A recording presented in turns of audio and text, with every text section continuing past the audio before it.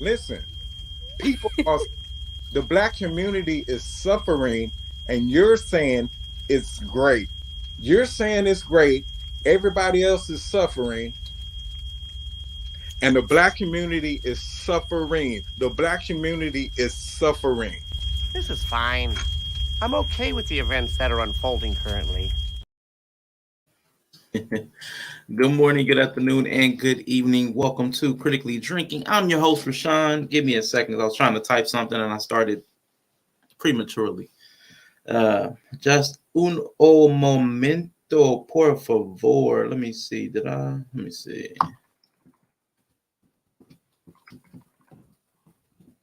All right, cool.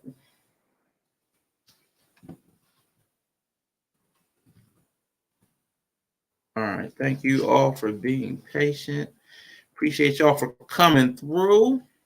Let's see. It is Monday at 5, my original Critically Drinking time when me and Rico were stomping in the yard. I do want to give a thanks right off the bat. I want to give a quick thanks to Nia. Thank you for the donation. It was after hours, but you know, the drop box is always open 24/7. And we got Inya. Also, Danique Anthony. It was during Yellow Stream that he sent a donation in, so I did not want to run my clips and vids when he was trying to run his show. So I'm just going to start off this stream to thank Danique and Ine for their donations. They put the dough in donations. The Prince of Pan-Africanism is back, showing love to all my donors and supporters. We've been at it for 2 hours and we still got donations to go through. I'll take that. See, I get love. Y'all focus on the hate, I focus on the love. Is that a lot? That's a lot. I got another donation. Donations. Donations. Donations. Donations. Donations. Donations. Wow, that's a lot. Gifts. Gifts. Gifts. More gifts. More gifts. More gifts. Wow, thanks.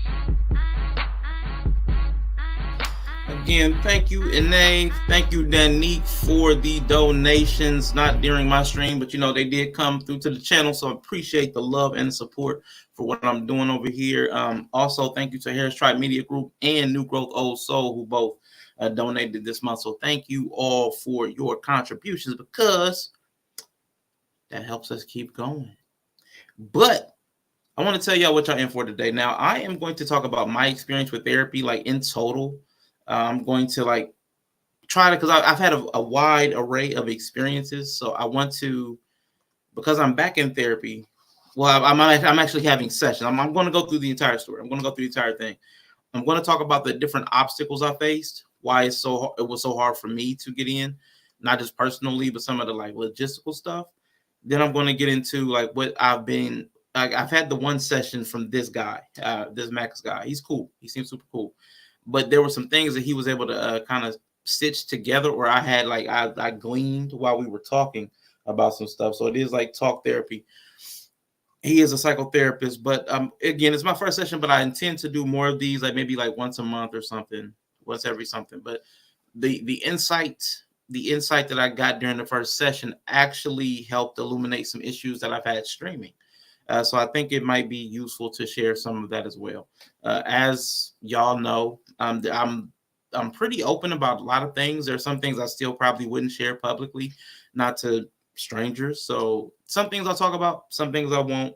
And, you know, we'll figure what's what in between. But again, I did put the poll out on my channel. People did say they wanted to see this. So maybe people will check this out after a post. Maybe they won't. But the way I'm going to go through this is kind of talk about my obstacles to obtain therapy, and some of the obstacles that some of you may face to obtaining therapy if you have not already sought that out. And maybe through the process of talking about what the obstacles are, you can kind of maybe see how much it will take for you to overcome them, because we all have different experiences and opportunities. Mrs. She Said is in the building. Hello, hello. Good to see you. Now I popped in a couple times on your sister to sister, and I thought there was supposed to be another sister there, but it like you rocked alone the entire time. But I gotta check out the replay. I do have it saved, but I'm behind in my watching. I'm behind. This is a quick disclaimer. Quick disclaimer. My experience is not, will not be the only type of experience that will be had and should not be taken as such. It is representative of some of the things you may run into and may wish to consider should you decide to go pursue therapy. But that's solely what this is for. Some of the things you may encounter and to prepare yourself for, because I didn't know what to prepare for. Nobody, during my lifetime, I have had very few people that could prepare me for life. Most of the stuff I learned, I know Mr. He says, most of the stuff I learned from either observation or television. I didn't have great instruction coming up. So even at my big old age, there's a lot of things I just have not developed because I didn't have an instructor. I didn't have to go into that realm. I didn't have to pursue that lane. So I just never developed in that way. So getting therapy was never something I did. Obtaining services, of course, but it was never something that was pressing. It was never something that was pressing. Yeah, thanks for popping in. She came in on the phone. Got you. Okay. I was like, where the other lady? Where's she at? She must be hiding. But yeah, it was cool. But I got it saved. I'm gonna check the replay because like you were getting into some stuff. So I saw a couple of the clips and I was like, okay, I gotta come back when I got context for what's going on.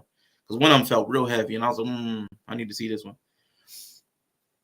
But getting into and progressing in therapy was not the simplest thing for me.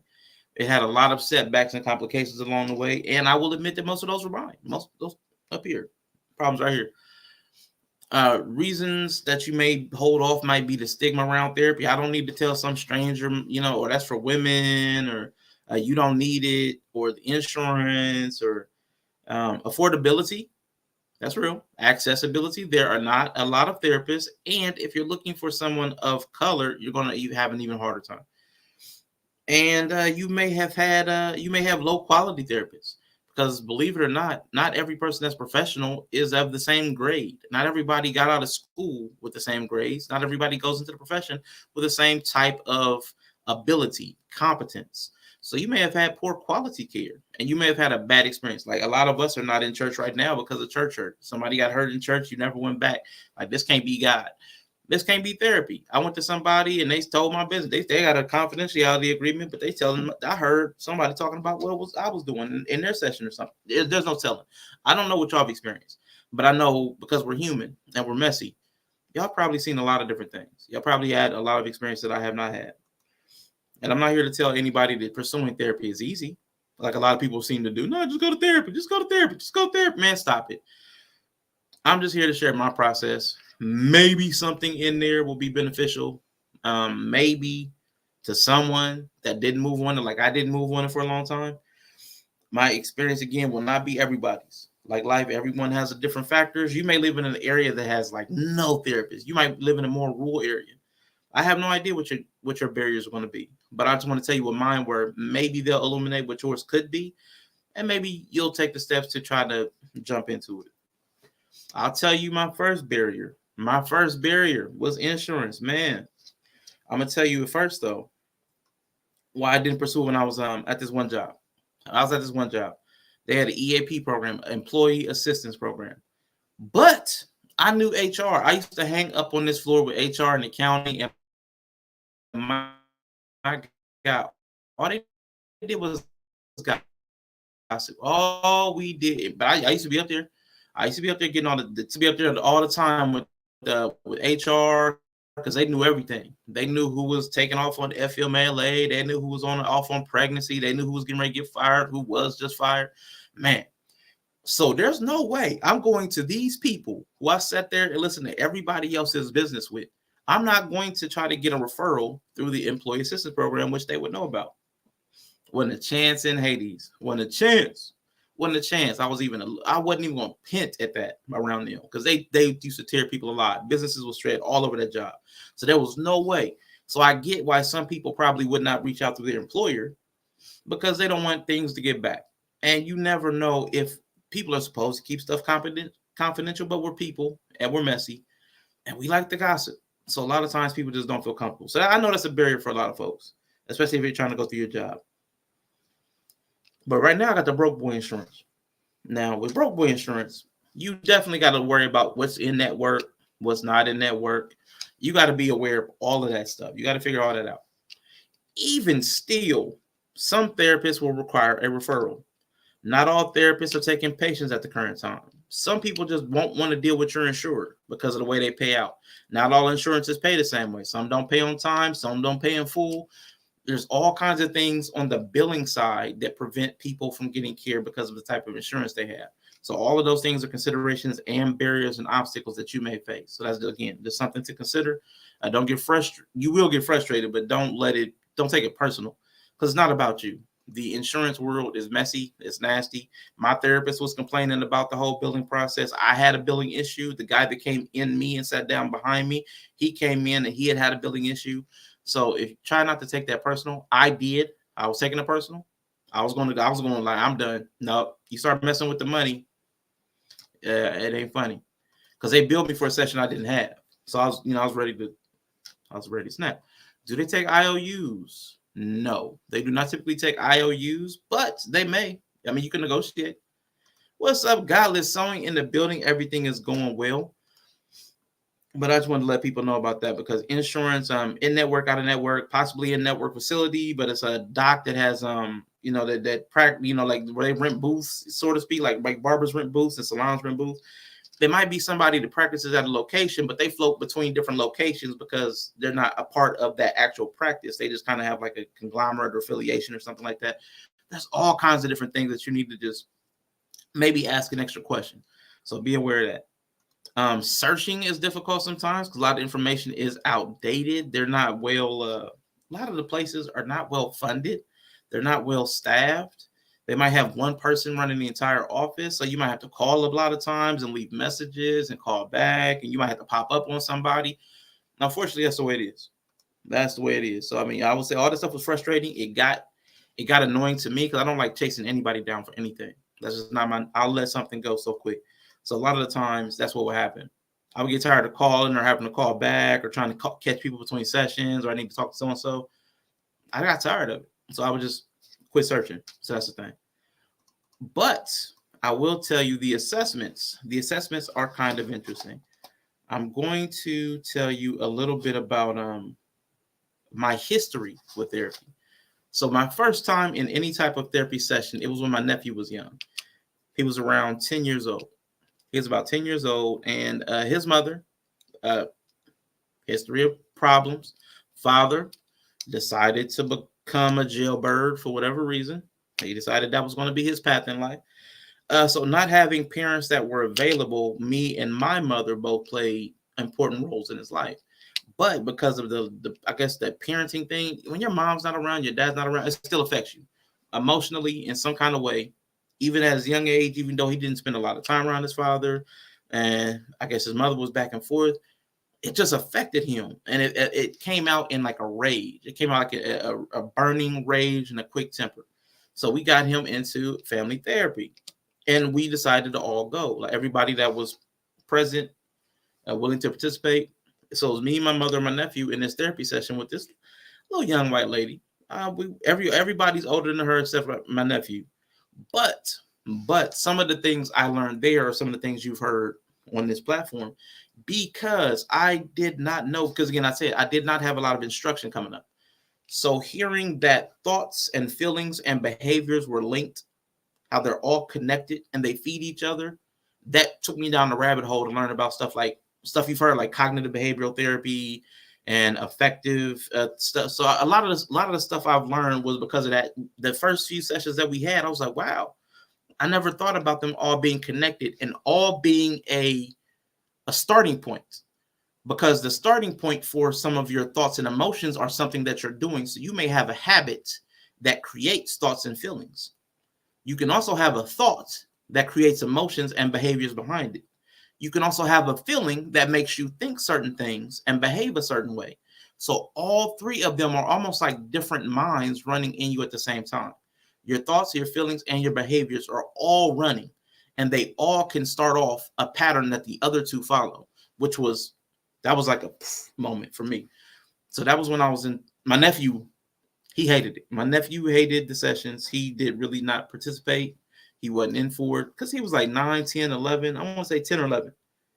Might have been 11. Might have been 11. He wasn't in for the therapy. He wasn't there for it, but me and my mother, we both enjoyed it. We got stuff out of it. I got tools, boundaries. I started reading boundaries. So there was a lot of things that I took from that made me a better person to participate in my nephew's life. So it was valuable for me at that time, even though it was like a family session. So we talked about family dynamics. So that was my entry point. After that, I would say during the pandemic, I was supposed to be getting therapy, telehealth, but the lady I had an assessment with, which was great though, she helped open my eyes to the fact that I was an angry person, which I did not know. I did not know I was angry. Bravo with Sheila Network. Hello, good to see you. But when I had the assessment, the lady opened my eyes to the fact that I was an angry person because I have angry thoughts and feelings. But because I don't go around breaking anything. I don't go around punching walls. I don't punch people. I don't harm flies. I will take bugs outside. I think I'm a gentle person. But I'm still having thoughts and feelings of anger that linger far past maybe the scope of the situation. Like somebody can cut me off and I might be thinking about it for 2 or 3 miles. I might, I want to catch up to them. That's an anger issue because a lot of times it's not that serious. And my family would say stuff sometimes. I would kind of like, I would try to catch up. I would try to catch up to people sometimes. I would try to. I'm a bit of a road rager, but I didn't like run people off the road. I did one of those. I didn't cut people off or stick up the middle finger. I wasn't cussing at people, but I wanted to see who was driving. I'm one of those types. So I had a little bit of that in me. I have some anger, but I didn't act on it to other people's detriment or to my own a lot of times. But she helped me realize that I was an angry person, not because I was doing nothing or acting angry, but because I was having angry thoughts, and the feelings were there. I was feeling angry. So even if I didn't act, I was still an angry person. So that was something I really had to learn. And I know the Bible talked about that too. Yeah, not a Christian, but the Bible talked about you. If you've thought about murder, you've essentially done it. So there is a thing. You're carrying the energy of the thing that you're thinking about. You're carrying the energy of the thing that you're feeling about. And I think there's a book, and I haven't read it yet, but Your Body Keeps the Score. I think it's talking about grief. But your thoughts and your feelings are creating changes in your body chemically. So I was going around having angry thoughts, wishing harm on people. I would never do it myself, but I'm carrying all that. So she helped me realize that was the issue. The reason that did not work out was because they started sending me meds before I had even actually had that session. They had meds being sent to me. I'm like, how are you going to put me on prescription medication without even knowing what's up? We haven't even had a conversation first. So that was the first problem. And after the assessment, they still were trying to encourage me to the meds, but I couldn't get a session in. Like I could not get a session scheduled for anything. It was I want to say it was like January-ish. And it might have been 2021. And it was like the first opportunity to see anybody would have been like March or April. And I'm like, I'm waiting that long for a session, but you got me on meds this whole time, which I don't know what they'll do to my thought processes, to my ability to think or anything. So I'm like, I'm not doing this. So that flamed out. The last one was this most recent. This lady, and this was January this year. Let me read this one. I guess I'm angry because I would destroy a water bug. Now, you may not destroy them in anger. You may go through that whole Native American respectful process. God has sent this insect, and I'm going to return it to the ancestors. You may be super respectful. You may not be angry at all. Yeah, Your Body Keeps the Score. I want to read that book because I've heard it mentioned in so many different places that I'm at. So I actually want to read that. But this last lady who I've talked about on the stream, because this is where the whole manosphere red pill stuff comes in, because you hear so much about women and single mothers, right?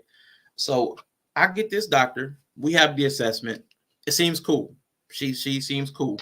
Only thing I didn't like was she kept kind of giving me an out for things that I was dealing with because I was black. It's so hard being black and black. I'm like, I don't know. And I thought it was gonna be cool having a black woman therapist. I thought it was gonna be cool at the time. I'm like, okay, but I didn't like having an out or the excuse because I was black. I don't know. I kind of wanted there to be a deeper reason than my skin color for a lot of the different things I was dealing with. So that was my little point I was leery on. I'm like, okay, we'll have this first session next week. What's up, Zuri? Good to see you. First session come. She emailed a day before the session. It might have been the morning of. I can't really remember because it's been some months and my email is cleared out. Because you only got 30 days in Gmail after you deleted a message. Man, she was like, I think the first one was she was sick. That was the first one. Okay, next week, cool. We'll wait till next week. She tried to schedule me during the week. I'm like, nah, I want to keep a routine. So next Wednesday comes up. And she's like, I'm at the hospital with my son. Okay. That's 2 weeks running. And she's offered to get me scheduled during on an off day. And because it happened twice, I'm like, maybe I better go ahead and schedule an off day. I'm like, I can probably do Friday. Never got a response. Then the next week, no response.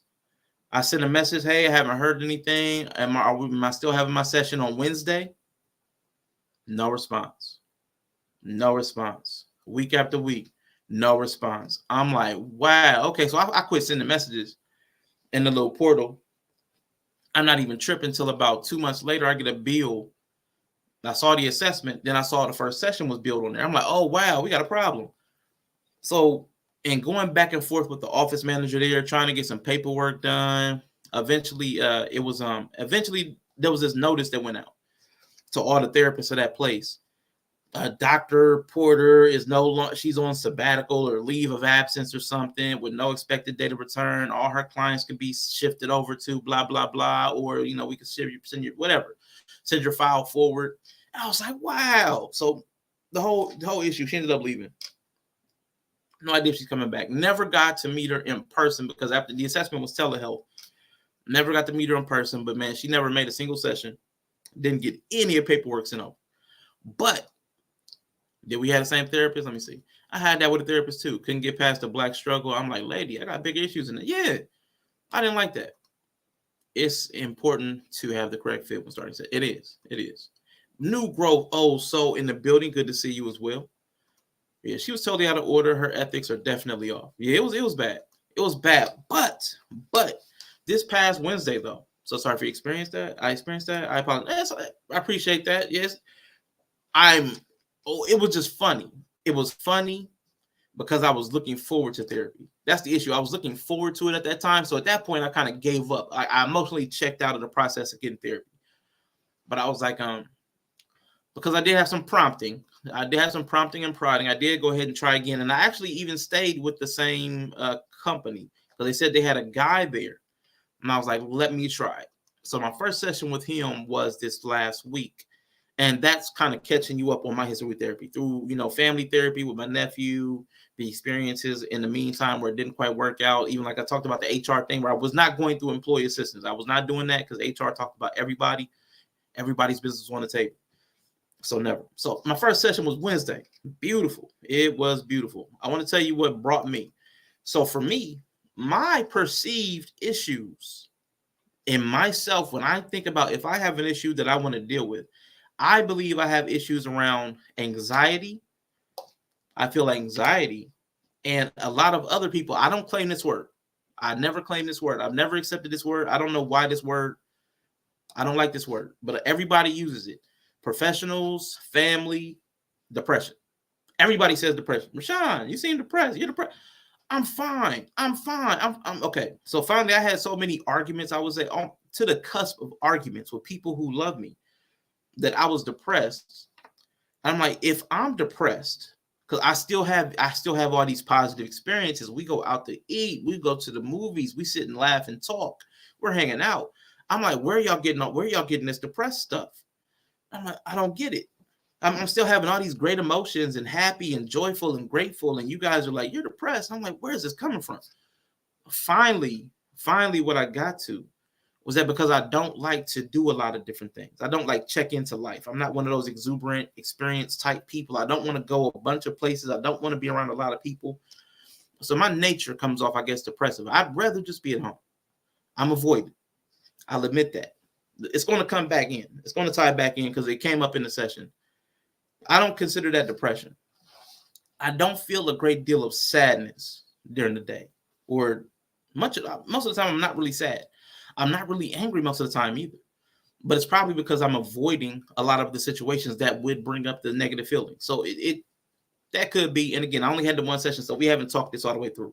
I'll probably come back in a month and update y'all. But I don't consider depression a thing, but I did bring that up in the session because so many people have labeled me as depressed. And again, I really hate that term because I attribute that to some kind of sadness or some sort of event. Everybody says it doesn't have to be because of an event. It can be because of the situations in your life, which the therapist corroborated. He said, and then there's also multiple types like clinical depression, which is typically something chemical, which can be helped by medication through a psychiatrist, which he is not. Then there's another type of depression, which I can't remember the word he preceded it with. There's a word he used. It never sticks in my head, but it's blank depression. But it's the kind of depression that arises because of your situation. The circumstances in your life are such that you are in a depression. Now, I did admit, I'm like, every time I read literature on depression, every time I hear people talk about it, it's me. It's me. Like the low energy and the low mood, all the stuff sounds a lot like me, but I just don't have feelings of sadness or loss or grief around that a lot of times. A lot of times I'm just not interested, or I'm not motivated to do stuff. So the word depressed never really fits for me, even though they look alike. And I know, like in physical illnesses, there are a lot of things that look alike that aren't the same. So I'm assuming the same thing happens with mental. He agreed with me, but he said through our sessions, he'll be able to figure out more about that. So anxiety and depression were the two that I say. There was something else that came up, though, totally unexpected.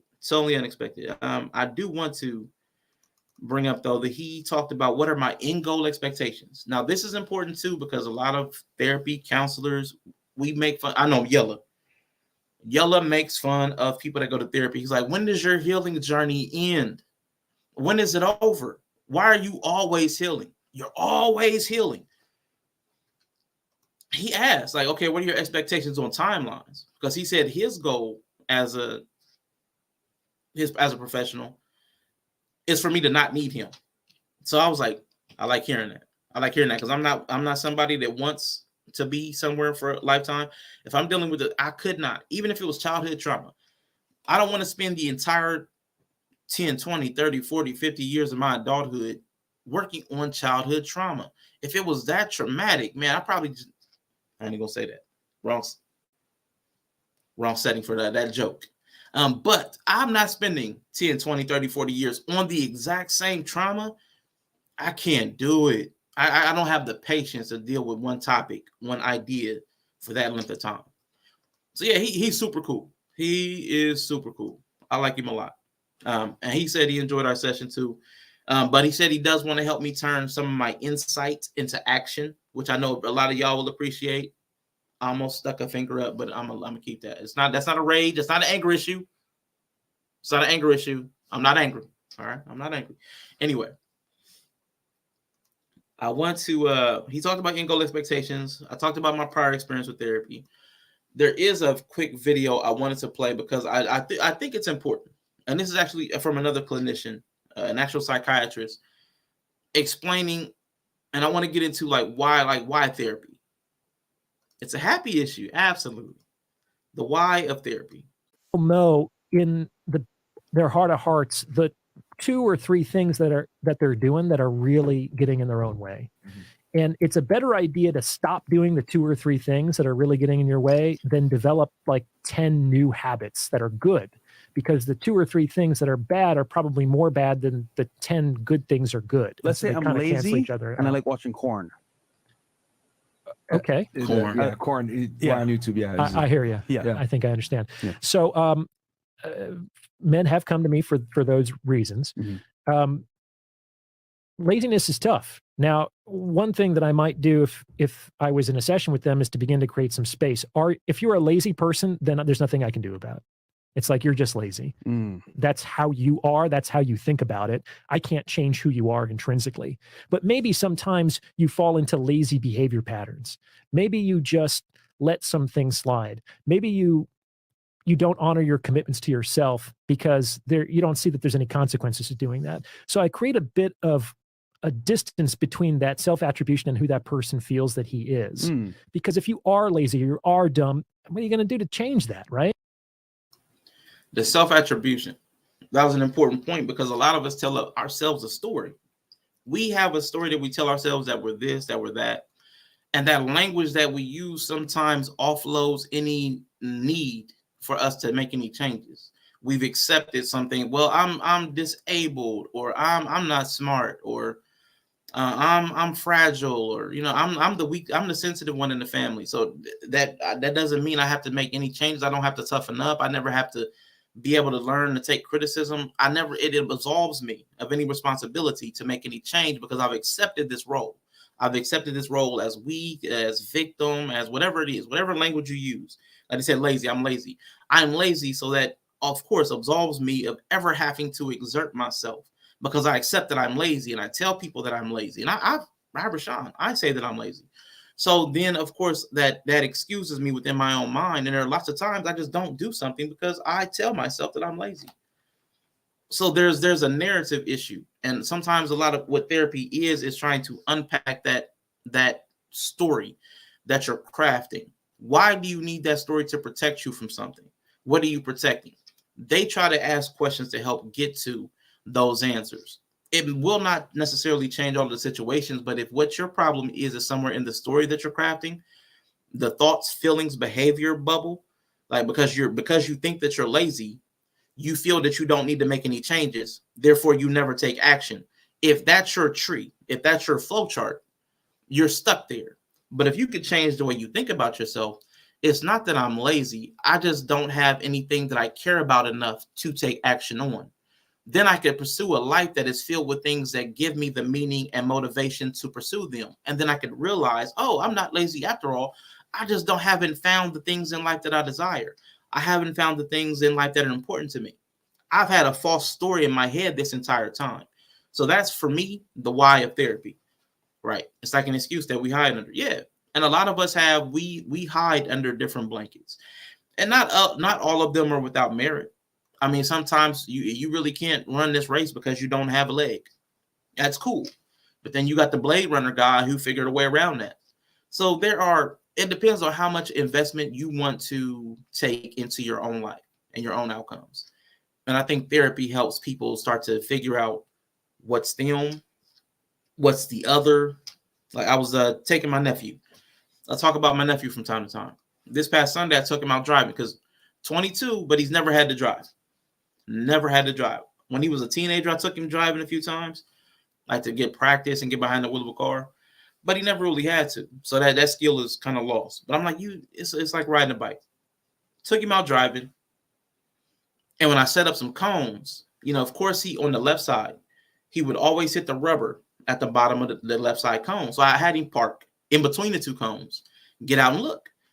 And he had that. I know all of y'all, anybody that's helped somebody drive or learn to drive has that experience where you look how the distance between you and what you thought was close and what you thought was far away and you feel stupid. He immediately had that look like, oh my God, what was I doing? Because he was right up on the cone with the left because that's the side he could see clearly. So he hugged that left so tight that he ran over the rubber. But when he got out to see the thing from the outside, he could see his situation more clearly. He could see it from both sides. And he saw how much more room he had on the right side and felt stupid. A lot of us have that in our lives too. So many people in life are overcorrecting during their turns. When life takes a turn, they watch, you see those people. And I know if y'all drive, y'all been behind those people. They're making a right turn, but they go out to the left. They overcorrect to make that right turn because they're scared of that bump. They're scared of that bump, that curb. You've seen that. Or they don't correct and they do hit the curb. They don't correct at all. They don't sense it.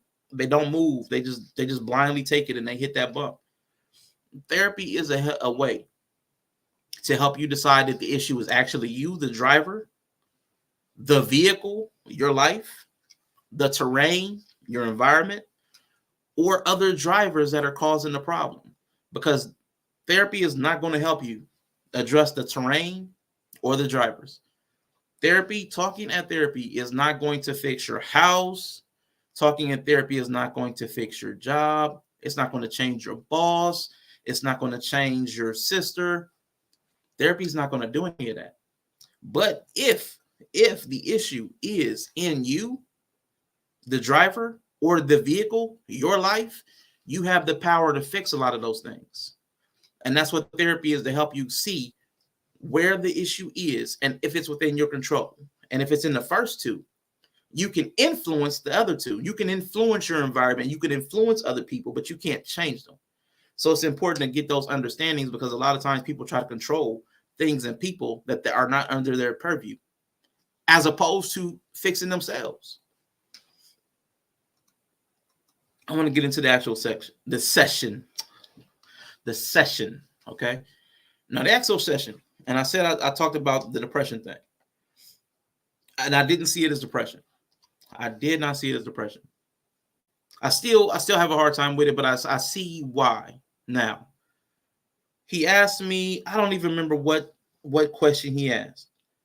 I wish I had a notepad at the time, because he asked me a question that got me to talking about something. It might have been like what I do in my spare time. It might have been about my friends. It was something that made me think and talk about what I did in my spare time. It was something along those lines. And it took me to why I don't do certain things. And I've said this on this channel before, so this is no great secret. I'm not resilient. Emotionally, I'm not resilient. I don't bounce back quick. My sister used to love to fight. My sister, I call her a pugilist. She loves to fight. She's very combative. My older sister loves to fight, loves it. And I'm not going to say loves like she enjoys it, but her tendency is to always get into these arguments with people. We're always arguing. But she would, like 5 minutes later, be ready to go take you to get food. Like right after the fight. I'm sitting there fuming. And she's like, you want to go get something to eat? I'm like, nigga, I hate you. Like, I want you dead. But she's cool. She got out her negative emotion and she's moved on. I couldn't understand it. I couldn't understand it for the life of me. I'm mad for 3 days behind that argument. She's mad for 3 minutes. And I never understood that. So I'm not resilient. I don't come back quick from emotional setbacks. So I don't have the motivation to deal with the undesirable aspects of life, the harm, the betrayal, all that stuff. I've talked about me being I have trust issues. I'm not resilient, so I avoid issues where I have to trust people because I'm not resilient. If you burn my trust, it's going to hurt for a while. So I avoid stuff like that. Any discomfort. And the way I kind of think about it, anybody seen the Marvel movies? Anybody seen the Marvel movies? And Captain America was talking to the Incredible Hulk. And he was like, you need to get angry, Doc. And he was like, that's a secret, Cap. I'm always angry. Now, I'm not always angry, but I'm always like right here emotionally. Like emotionally, I'm always like, if this is water, this line right here, it's always in this zone. I'm always close to drowning, but most of the time I'm right here. Like most of the time I'm right, I'm cool, I can breathe, I'm straight. But a lot of discomfort and challenge takes me right below the surface. And I really don't think about it too often because I'm typically cool. I'm typically floating. I'm typically all right. But I've talked about this on the channel too, that I say that I'm nihilistic. Like where life doesn't have meaning. Like meaning and purpose. Yeah, just above sea level. Meaning and purpose was a thing that I've struggled to find or to determine for myself. The closest I came to it was my nephew. I feel like I had a really strong influence in my nephew's life. He's credited me with being a strong influence in his life. That's the closest to meaning that I ever found in my life. And when I don't have those moments of meaning, it's like I'm kind of lost, directionless. So me and him are going to talk about that over time. But it also doesn't offer me anything that's worth like sustained emotional effort. So if I'm going to take a lot of emotional hits, like anybody, if you were continuing to pay money to somebody, you would expect to have something at the end of that payment. If I'm steady handing over money, I'm going to have a product or a service. Something's going to change from me handing over money other than me handing over money. So, I mean, I'm spending emotional labor. I'm spending emotional resources in relationships and in my, I guess, from childhood. What I learned, what I gleaned through this session was that from childhood, again, another attachment theory type thing, another wound, is that I could invest all this energy in relationships, but it doesn't get reciprocated. I don't get the energy back. So I've learned to distance myself from emotional investment.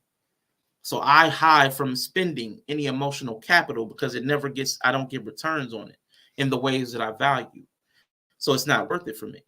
So the thing that looks like depression in other people is me like checking out.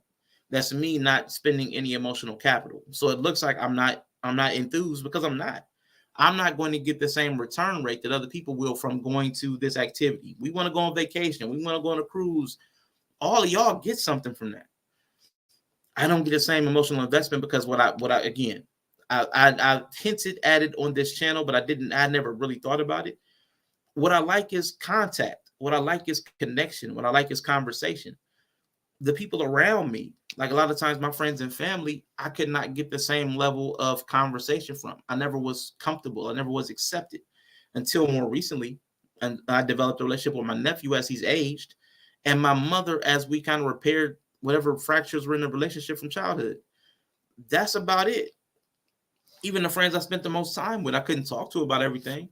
I tried to talk to them about some of my views on like biblical stuff, some of my like stuff that, and again, these people don't even go to church.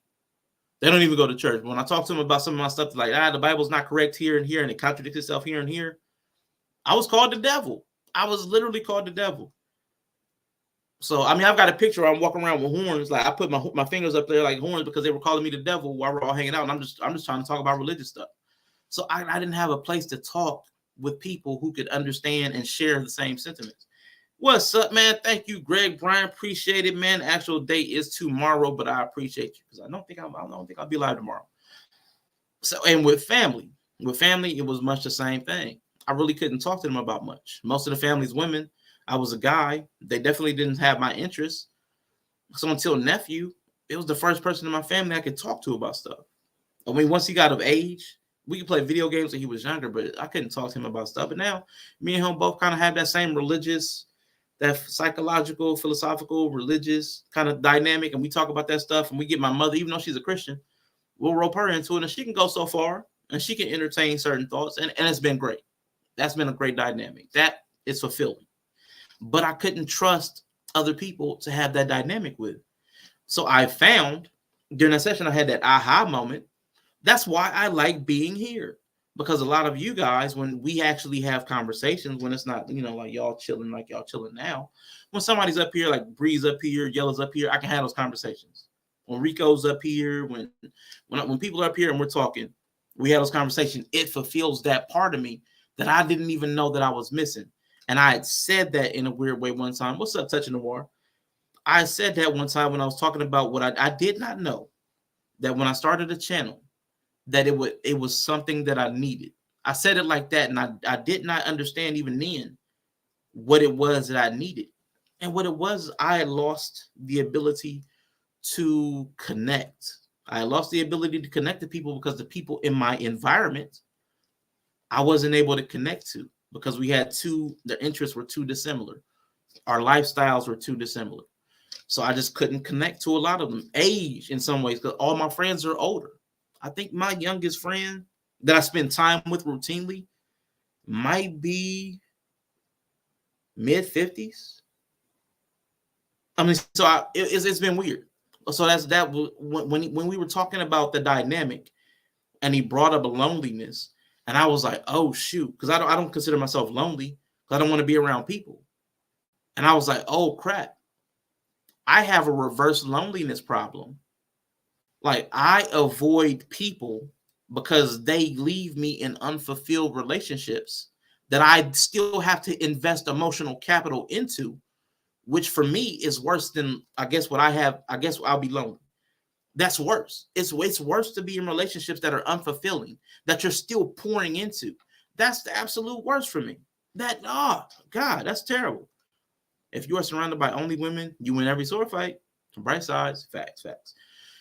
So for me, what I learned, I guess I adapted. I won't say I learned because I wasn't aware of it.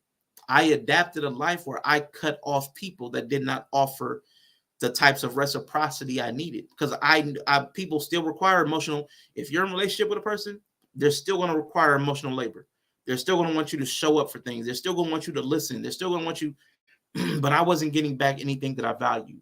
So I learned to avoid. I adapted, I'll say. I adapted to avoid those types of connections. So that was very interesting for me to make that. When he said, I don't even remember exactly what was said. Like I said, I wish I'd had a notepad. I was like, oh shoot, I don't get the emotional rewards from the usual activities that other people do. It's not worth the time, the hassle, and the maintenance. I am pain or conflict and pain avoidant, and that leaves me out of a lot of circles. It's cool for me because it mitigates my costs, but it does not offer any long-term reward. So that's the issue. You don't get any connections. You don't have deep connections like that. You don't foster intimacy by cutting off people when they don't reciprocate. It's weird, but I also don't want to be in a relationship with people that don't reciprocate. So what are you supposed to do? So I'll be talking to him about that because I don't have the answer. Honestly, I don't believe he has the answer because I don't think there is one. I think if the people around you are just incapable of being who you need, you just have to move to be around different people. If that's what you want. If you desire connection, you have to move to where, like if you want water, you got to move to where the water is. You can't get water from a turnip. Whereas my grandma used to say, you can't get blood from a turnip. So that's been interesting. I know I was going to talk to him about the thing me and Yellow talk about quite a bit. How even if you do take on the challenge of doing all these things and making all these changes, you're just rewarded with more challenges. So it's more of a trade-off. You're not really fixing things. You're just trading off this set of problems for that set of problems. So I did have another video that I did not play. I did not play when I was supposed to. But when he talked about, at the end of that last video, Dr. Taraban talked about attribution. Attribution. Because people do attribute things to incorrectly. People attribute things incorrectly. And this is something Bree had shared. Not had it in my save, but I never watched it. This guy talks about the way we attribute things, but this is also a why for therapy. This should have been in the why therapy when I was talking about why therapy. Because a lot of times we misassociate, we misapply the labels, like the lazy thing. Your success and or your failure. When you do well in school or when you do poorly in school, there are only 4 ways to attribute it. You can attribute it to your ability. You can attribute it to effort. You can attribute it to luck. And you can attribute it to the nature of the task. It was either easy or hard. Now understand, students, what we're going through. Anything you do in life, your success or your failure, you will attribute it to either one of these areas, to your ability, to effort, to luck, or the nature of the task. For example, if you think you're good in math, if you got 100 on a math test, you would probably say, I'm good in math, and that's why I got 100. And if you got a 40 on the math test, you would probably say, I didn't study hard enough. You would never question your ability because you believe you're good in math. So if you got 100, you attribute it to your ability. If you got a 40, you probably say, I didn't work hard enough. Now, again, why that's important is back when I talk about saying you're lazy. If you have set your ability low, like I'm not good at math, you'll never then believe that your effort will ever give you any achievement. You'll never rise to the occasion. You'll never pass the test, surely off of exerting more effort, spending more time. If I study more, something like that, because you've already given yourself the story of being bad at math. OG Patrice in the building. Appreciate you for coming through. Seek out amusement and you will never be disappointed. So that's an important point that he's making. I'm going to let him finish talking, but it's important. That story you tell yourself is really important because if you say you don't have the ability to do something, what's that, self-fulfilling prophecy? As a man thinketh, so is he. You're shutting down the parts of yourself that would even give effort, to even give time, to even give rise to it. So I still struggle with that. Because like I said, I don't even believe the dude has an answer for what I was saying just a minute ago. Can't even remember exactly what it was. I don't think he has an answer, but I'm going to let him finish rocking. It means that next time you take a test, you will study harder. But if you feel I'm not good in math, I'm not good in science, if you got 100 on a test, you'll probably say it was luck. Or you would say it was easy. And if you got a 40 on the math test, you would probably say, well, I never was good in math. What happens is when you do not feel good about yourself, you won't work harder the next time because you attribute the bad grade to your ability. I want you to ask yourself in all your subjects, do you attribute your success to the ability, or do you attribute it to luck and how easy the test was? I want you to attribute your success to your ability. And if you do a bad job, if you did not do well on a particular test, attribute it to effort. My sister tried 4 times to pass the CPA exam, and she did not pass. But she never questioned her ability. She always believed she didn't try hard enough. It's a real good feeling when you never give up on yourself, when you always believe in yourself. You see, many of us are afraid to try. We give up because we doubt our ability. It's called a psychology of performance. And I want you from this point on to work on attributing your success to your ability and your failure to effort. I want you to always stay at level 1 and 2. When you're not doing a good job, you always drop down to 3 and 4. Well, I did good on the test because there was luck, or the test was easy. I wish we had time to go around the room and ask you, where do you attribute your success? So where do y'all attribute y'all success? So I know for me, I did learn in some capacities to attribute more of my failings, like even what I'm talking about here, the ability to make connections. It's not that I don't have the ability to. I can't connect. I'm just somebody that I can't make connect. I don't actually believe that. I know I don't give effort to it. I know it costs. There's an emotional toll to making connections, and I need to be able to develop a greater ability through effort if I choose to make better connections. What's B9 in the building? Long time no see. Good to see you. So I know it's not luck. I know it's not luck, and I know it's not the task, easy or hard, because every person in a relationship is different. Everything offers and takes differently. So for me, myself, personally, I know it's got to be my effort to learn. That's what therapy is for me. It's me efforting to learn the skills necessary to maybe move a little bit better in the world, maybe more efficiently, more effectively. That's all that is. It may not come with a whole lot of it may not come with a whole boatload of outcomes. But if I can already see that some of the things I've been doing were driven by this wound from childhood, just that one realization can help. It's helped. I would say, and let me give you the help and the harm. Let me start with the harm, because the first thing was I was like, oh God, I'm still dealing with stuff from childhood, like stuff I didn't expect, like stuff even with the streaming, the dynamic of wanting to have the conversations and the people in the chat talking and commenting and asking questions. That's all part of this. All of that was driven by this same wound, and I didn't make that connection.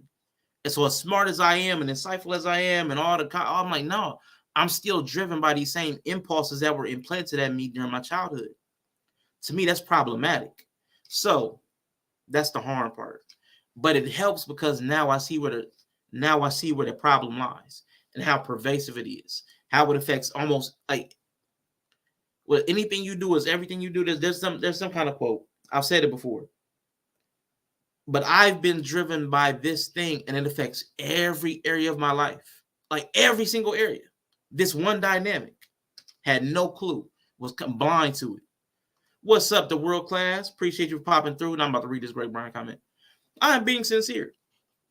Even emotionally draining people are amusing with the right viewpoint. All you control is your response to what happens. You don't have to let emotionally draining people affect you. That's the problem, Greg Bryan, that even in what you're saying.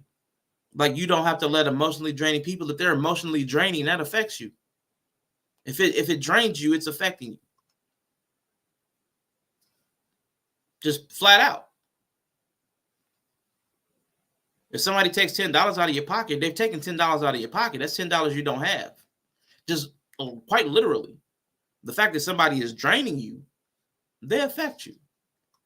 I think it's within your rights, though, that you can exert effort to mitigate the effect of the drain, or to remove yourself from people's lives that are draining. The issue is, I think if everybody in life is draining, and this is where I have to, this is me. If everybody in life is draining, if everybody in life is a problem, that means I probably have a deficiency that makes everybody draining. If you can't tell me that nobody pours into you, like there's a problem there. That's where like the law of averages starts to like, that doesn't make any sense. That's not, that doesn't seem likely or possible. I mean, people that would normally be draining, you are allowing them to drain you. And that's what I'm saying. Yeah. So we have to learn tools. We have to learn skills. We have to learn, like I had to learn boundaries. I had to learn it was okay to say no. Like, but that took a learning. That took actual learning. So a lot of us don't have the type of parenting or the grooming or the raising or the rearing, whichever word you all choose to use, to know these things. They're not natural and innate and born into you. So you have to learn them. Therapy can provide some of that. So you have to learn to attribute things to what they are. Are they draining because of my temperament and disposition? Are they draining because I don't value the relationship and I don't enjoy being around them? Are they draining because they're a difficult person who doesn't intend well for me and I pick up on that, but I still feel obligated to be in relationship to them? Then you can make the proper decision based upon what you understand, not based on what you feel. I feel drained, like me. I feel drained, I cut you up. But if I understand what the situation is, maybe I need to spend less time around you or limit the type of activities we do together. There's all kinds of decisions that can be made if you understand the dynamic that you're participating in. If someone is trying to emotionally manipulate me, for example, I could be angry about it, but I choose to be amused. They would try. And that's a choice. That's a choice. You could be amused. And that takes time, though, because a lot of our responses are programmed. We've practiced patterns from childhood, 10, 20, 30, 40 years. That's not something like, okay, I read your comment, and I can just make a different decision. That's a habit that you've practiced over time. And somebody would have to understand that that's a habit that they could form by practicing a different understanding. They'd have to reframe the exact same situation. Same situation, they programmed their mind to see something differently. There's no switch for that. Even therapy can't give you a switch for that. That's something that you have to practice. Yes, it is possible to change the way you see your circumstances, but it takes time. And it's very difficult. I'm like a kitty cat in the corner playing with a dust bunny. And may scratch your eyes out if you come in the corner too quick. See? Wounded animal. Scared animal. You can't come up on them quick. Yeah. And that's I'm gonna tell you though, that's what a lot of us on the internet we come across though. We're having a problem, even like in the relationship space. Men and women, y'all should just, and they throw a should out there. It sounds easy to say. It's complicated to do. For sure, they're programmed. I'm not saying it's easy, but it can be done. Absolutely. And that's another thing that's important. It is important to know that it can be done. But if your narrative, if where your attribution is, like that guy just talked about, if you've attributed something to your ability to do something, I just can't deal with this person. Once you've programmed yourself with that ability, that inability, you're not going to accept that through different effort, you could achieve a different outcome. You're then a victim to what your ability is in your perception. Sometimes you do have to be around crappy people that helps to deal with it. Or exert even more effort to be able to remove yourself. I mean, there's all kinds of options, but you do have to know what the options are. It does take some understanding of your situation. A sit rep. What's up, B9? B9 says, so. I don't know if that's a response to. I know I'm pain avoidant. I avoid it.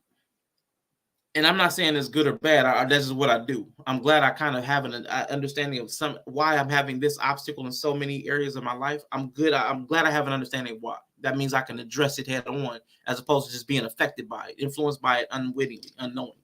That's important. Dr. Taraban said, people will do so much more to avoid pain than pursue pleasure. And that's kind of where I've landed. That's kind of where I've landed. I'm gonna play this last, and this is actually a video that somebody sent me. I'm gonna play this last video, then we can head up out. I agree with you. I'm just saying, if you are aware of your reaction, you have to be aware. That's it. The self-awareness is so important. And going back to the therapy piece, you're not going to get much more out of it than you put into it. That's another important piece that I didn't even think to speak on.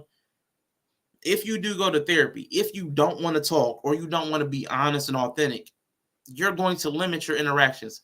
The same way, what I'm about to play is the same connection with your therapist is the same connection you're going to have with the other people.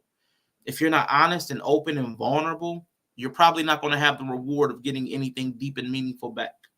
You're just like capping what's possible out of relationship. So yeah, it's important to be self-aware, but it's absolutely important to be self-aware, because what you put in, I'm gonna say therapy.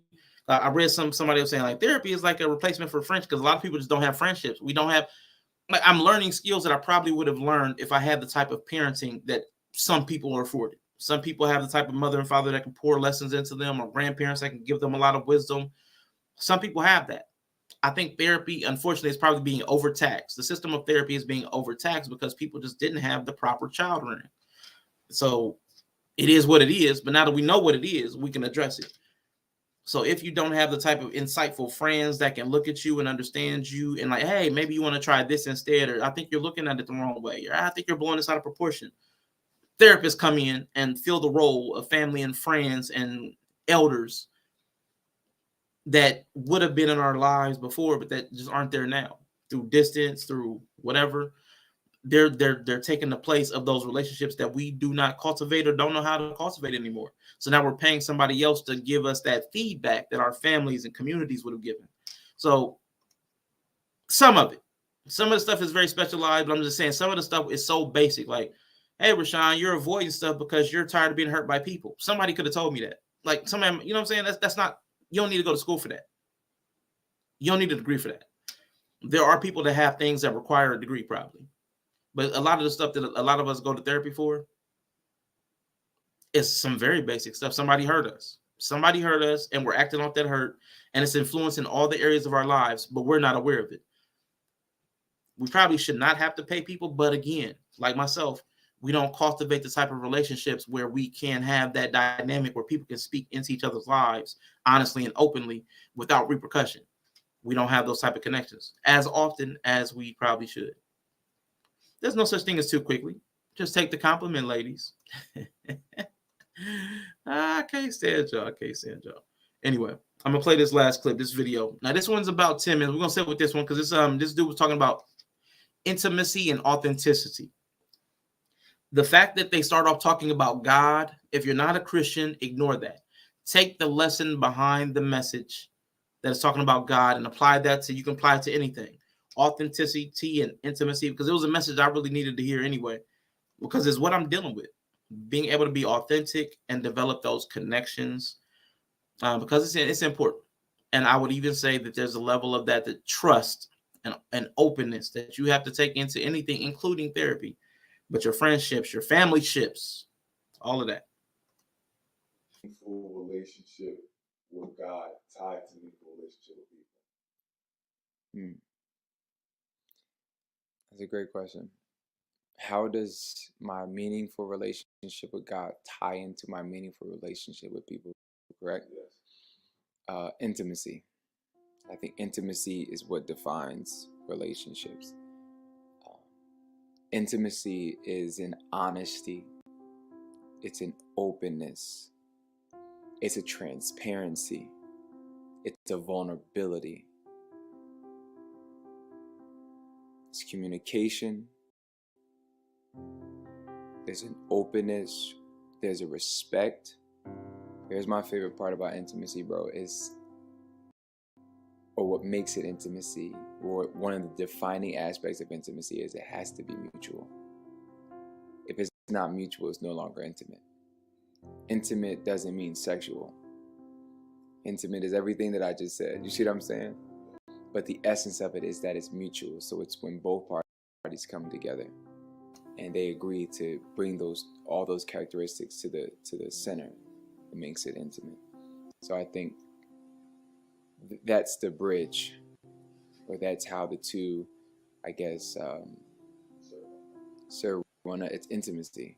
And I think one of the things about having a meaningful relationship with God is, or one of the mistakes I find that people make, and even myself, especially my early days. Boy, I'm so mad I can't put this on 1.25. My bad, y'all, my bad.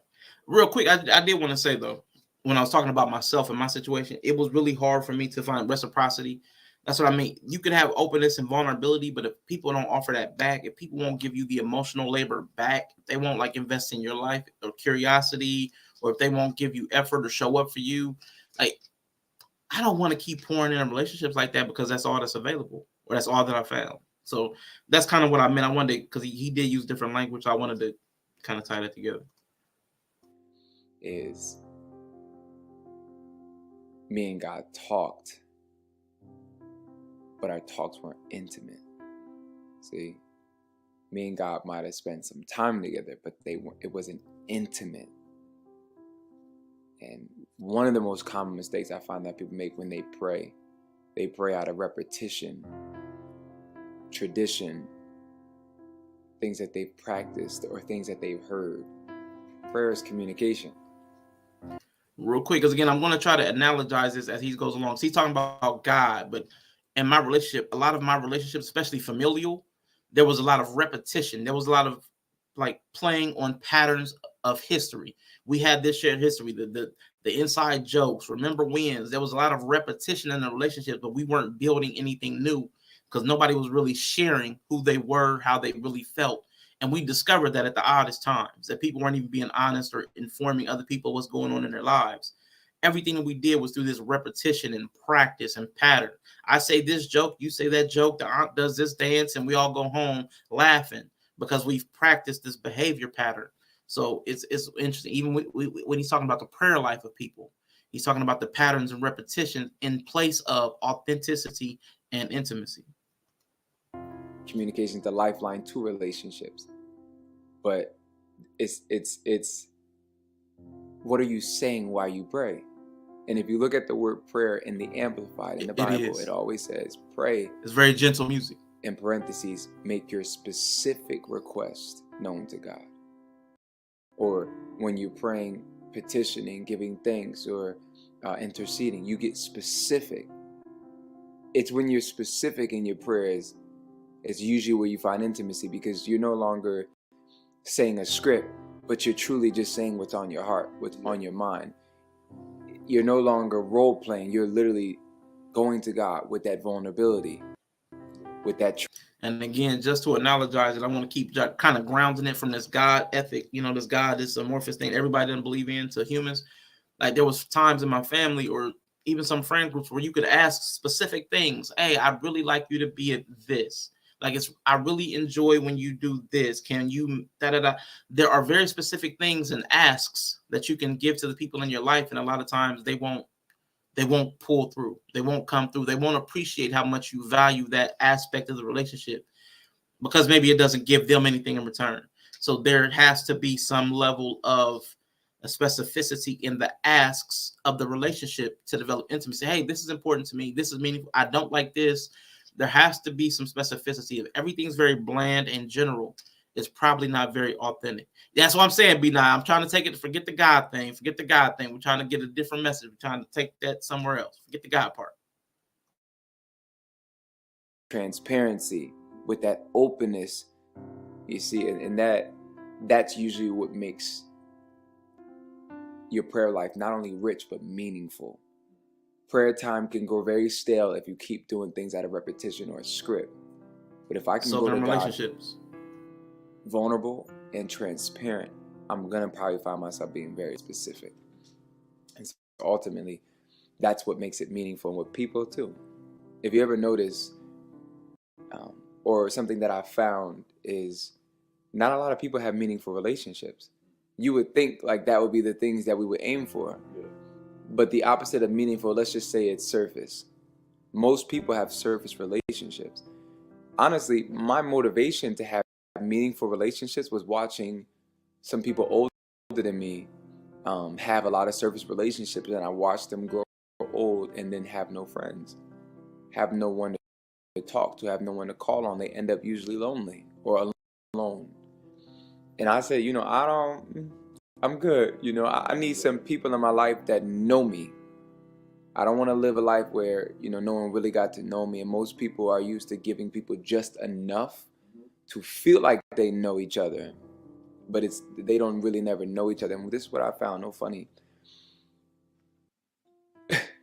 When you're going through something, bro, when you're going through a trial, tribulation, or any situation that may seem hard, maybe feel like it's crushing you. Maybe and real quick, like, I don't want to breeze past what he said, like, 'cause that's important. That's my that's what I'm gonna end up going. My journey through therapy is going to be trying to figure out that dynamic, because even if it's the internet, even what I have shared with people has already been used against me when there was conflict in a relationship. It might have just been like a working or surface relationship, but even still, when there was disagreement, people use what you told them. I've already had that experience. I know that I'm warranted in wanting to avoid people violating trust, violating the relationship. I'm warranted to want to avoid that kind of hurt.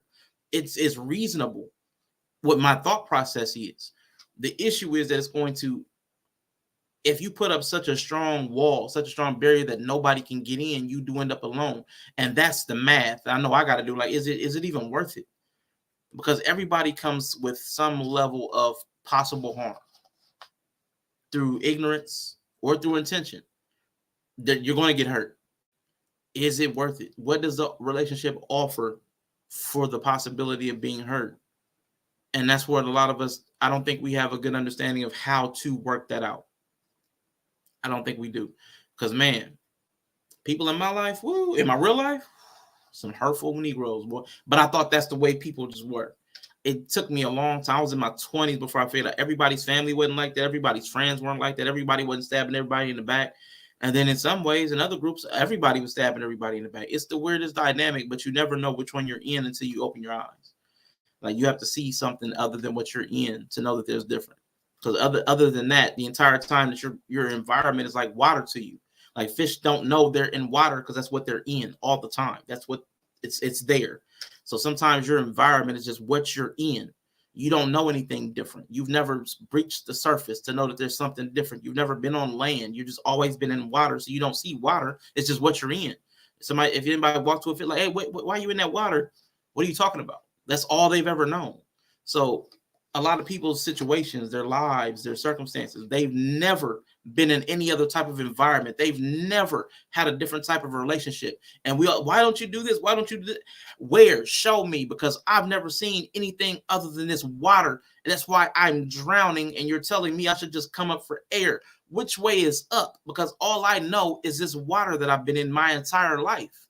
So what are you talking about? And a lot of people don't, when they come with good intention, they come with good advice. They don't understand that some people have been in water their entire life. They have never seen land. They have never seen air. And they're coming with all, hey, man, just walk over to the Piggly Wiggly. Where's that at? It's not underwater. That's where I've lived.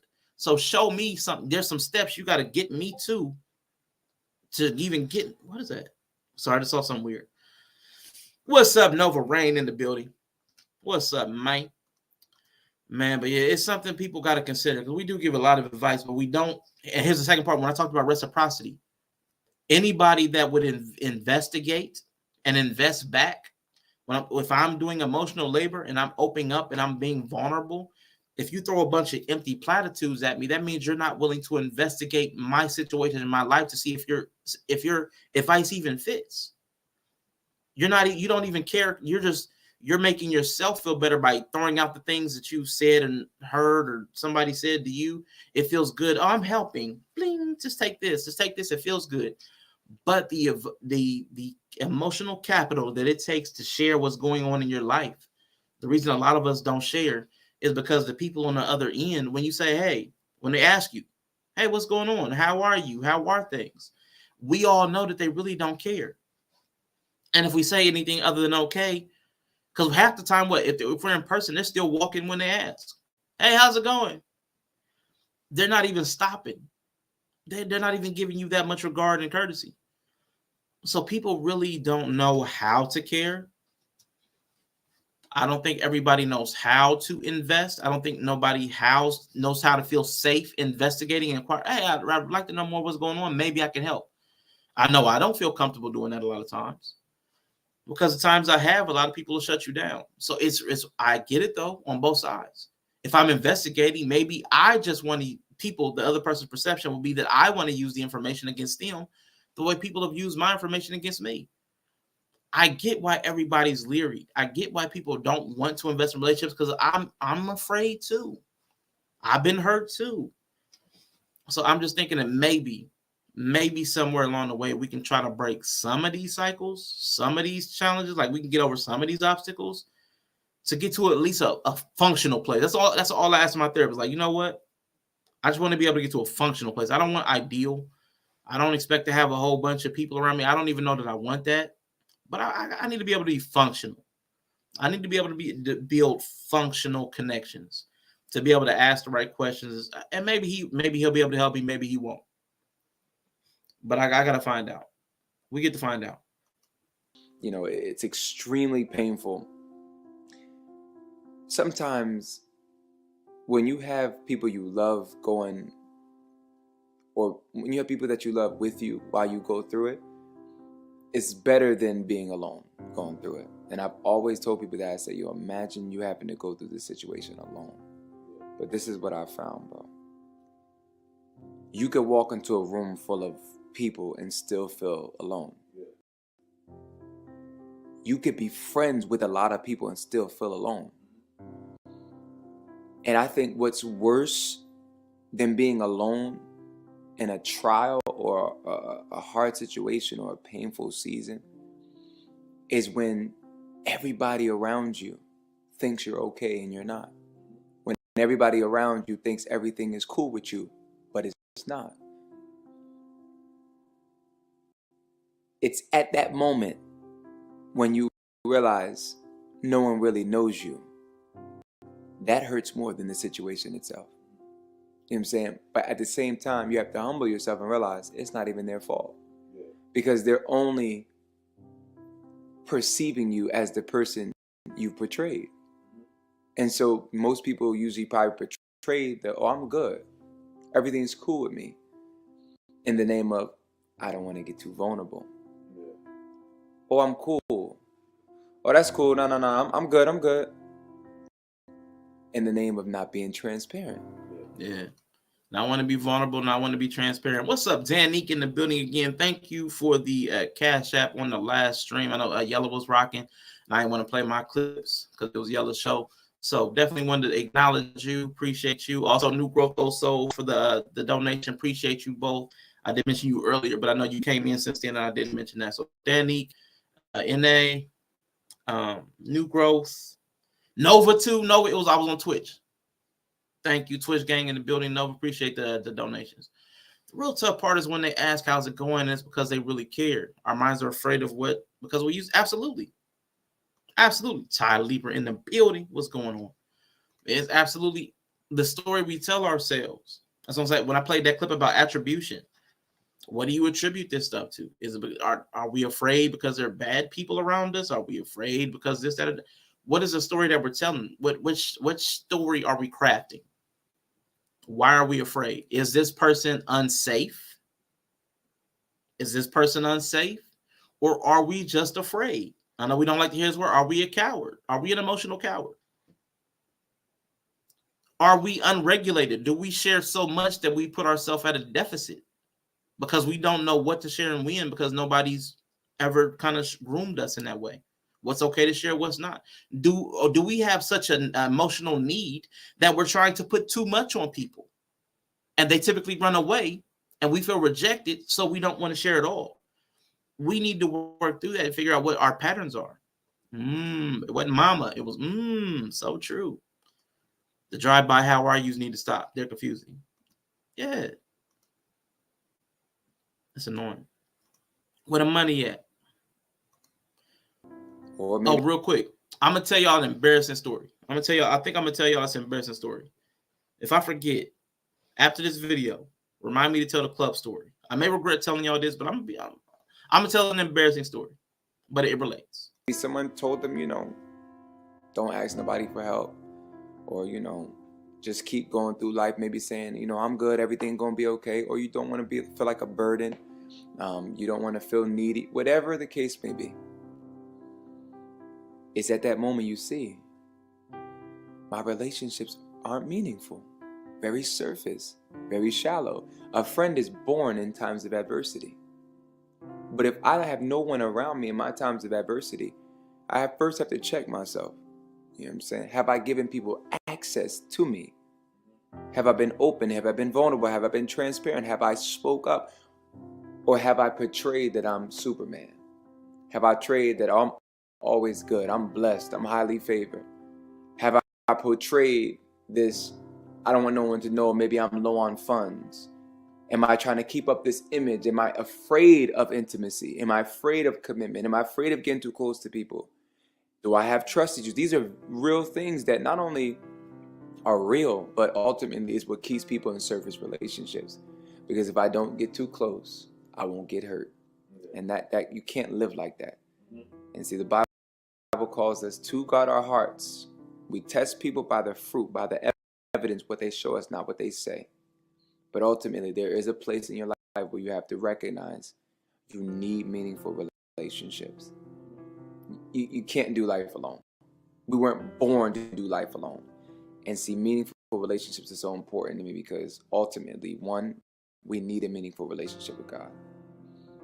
This is not the time for anyone to be going to God out of role playing or from a script. It's time to just get before God vulnerable, transparent, as if he was really your friend, as he really is your God, your Father. It's no time to be sugarcoating anything. He knows your thoughts anyway. He knows what you're going to say anyway. You have to give him access. And you have to have that openness, that vulnerability, that transparency to even God sometimes say, God, I'm not okay. And it's okay. But I found that as you give God access, he can speak to things. He can begin to validate and affirm places of your life that you didn't even think he cared about. Same thing with people. As you assess if this person is qualified for your access, you can begin to make investments into them with vulnerability and transparency, being honest, being open, and looking for that mutual aspect as well. Because there are people that, again, are in surface relationships, but one side may be very open, but you keep that wall up just to protect yourself, and ultimately you end up alone. So meaningful relationships is very critical. Absolutely. Meaningful relationships are very critical. I've practiced. I promise y'all. I come from a family where we call ourselves like secret squirrels or private all the time. Very guarded family. Because it was very, anything you share was ammunition for jokes, or would come up as soon as there was a fight, anything that somebody knew about you, it was coming up. That was what I grew up in. So that's how I learned to protect myself from relationships. Yeah, it was bad. So because of that, and I get it, it's hard to develop meaningful relationships when you're used to people hurting you. It's hard to feel safe, to trust people and be vulnerable, or to learn where the line and threshold is of what you can and can't share, what's okay. And then when are you trying to overcorrect? Like I talked about overcorrection earlier. Sometimes you could be without connection for so long that then you're kind of like thirst, thirst traps and stuff. You can thirst for that connection so much that you'll want to cling and be needy. But that's overcorrection, because the other person is not going to want to be clung to like that either. They need room to breathe. So it's something that you have to be aware of so that you can manage your own energies, your own thoughts, your own feelings, your own behaviors. It's super important. The issue though, that I had, I'm gonna tell you, when I was at my darkest, like the guy said, you could be in a crowd of people. I was kicking it. I was outside all the time. Had a lot of fun. Had a lot of good times. This is why I also don't why I also have a problem with the depression, but I understand it. Because I was having fun all the time. I had a blast. But the issue is the blast, the fun, it was always temporary. Like it was an event and then it was over. And like you go home and you're by yourself, or you go home, or you're dealing with people that you really don't enjoy all that much, or they don't offer anything back. So at the lowest, like that's why I said this is an embarrassing story. At my lowest, I'm gonna tell this story so I can this is for me. This ain't for y'all. This is for me. Because it's man, I was going out with some people. It was a couple. It was me. Even met this girl in the parking lot and got her number. But something, it was like at that moment, there was a moment in the parking lot before we walked into this club that I realized I had seen this happen so many times. Like I had seen this night, like every other night. And it just hit me. I don't even know why. It had hit me like this night was like every other night before it. And nothing was ever going to be different. I'm going to maybe get to know a little bit of this young lady. She seemed cool. She seemed nice. Her name was D or Dee or something like that. I can't remember. Never called her. Especially after what's about to happen. Of course, I never called her. My friends, now thankfully my friends saw this, but we were thick enough that I didn't have to cut them off because of what's about to happen. All right. But the moment I realized that this night and every other night like it was going to be the exact same, I felt so empty. All of the fun time, all of it just meant nothing. I'm like, you know what? I know what's going to happen. I know what's going to happen tonight. I know what's going to happen tomorrow. I know what's going to happen this weekend. I know what's going to happen next. I know what's going to happen. I saw all the patterns, and I was like overwhelmed. And I will tell you, in that parking lot going into the club, I'm going to tell you, man, it's so embarrassing. I started crying. I was just overwhelmed. I'm like, there's nothing. Nothing's ever going to be better than what I've already lived through. It was just overwhelming. Went in there. I swear to God, I went in that club crying. I went in there. I went and sat in the corner, put my hoodie up. My friends was trying to cheer me up, I'm like, nah, I just needed to feel it for whatever reason. I just needed to feel it. I needed to feel that feeling at that moment. Cause I was like, and I think I kind of quit going out after that too. I think that was about one of the last times. I was like, no matter how good it got, it was all similar. It all landed in the same places. Like everything ended in a very similar vein. Every single time. Relationships, events, everything. I had seen the pattern play out so many times. I don't need to see it again, but I don't know another pattern. And I got overwhelmed in that moment. Again, that was embarrassing. Oh yeah, everybody saw me crying. Yeah, everybody saw it was embarrassing. Yeah, absolutely. It was, but again, I never called her. She was very attentive and caring. And my friends, nobody made fun of me. Actually, nobody even mentioned it. I think it was so embarrassing that nobody ever mentioned it. Like it never got mentioned again. I'm gonna tell you the story. I'm gonna tell you this other story to get mentioned all the time. Now we also, the same group, we went out to a club, different club. And this guy, I thought he was a greeter. Okay. I thought this guy was a greeter. And I'm not just trying to skip past the next story. I'm gonna tell y'all, like, I'm relating why these people they must not have brought it up because they didn't know what to do. Being vulnerable, that's like the vulnerability is so hard because most of us don't know what to do with somebody being vulnerable. We know that they're fragile and we don't want to be the one to break them. So we don't say anything. We don't know what to say. We don't know what to do. Excuse me. And most of us don't even know to ask, like, is there anything I can do? What do you need from me? Do you just want me to be here? And that's all I really wanted at that moment anyway. But to the funny story that they always bring up is there was a guy who I thought was a greeting because as soon as you came in, he's like, hello, my name is Angelo. And I'm like, okay, what's going on, man? And I went to the bar because I knew the bartender. And he came to the bar and was like kind of staring. I was like, everybody was like, why is he staring at you, Rashawn? I'm like, I don't know. This dude was following me around all night. It was weird. It was super weird. I thought he worked there because he was so attentive. I thought he worked there. He was trying to work something else. I didn't find that out until later. I didn't find that out till later because it was just weird. Let me see.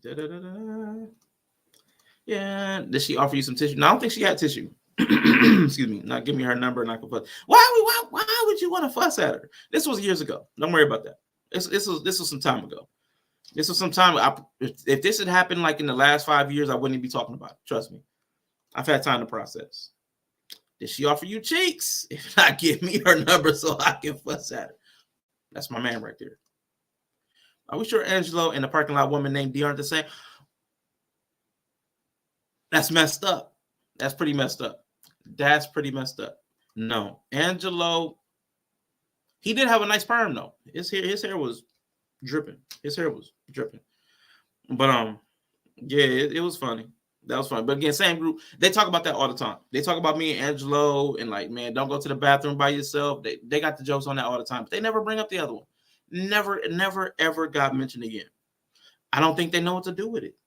And that's the issue with, I would say, a lot of my relationships, heavy emotions, heavy thoughts.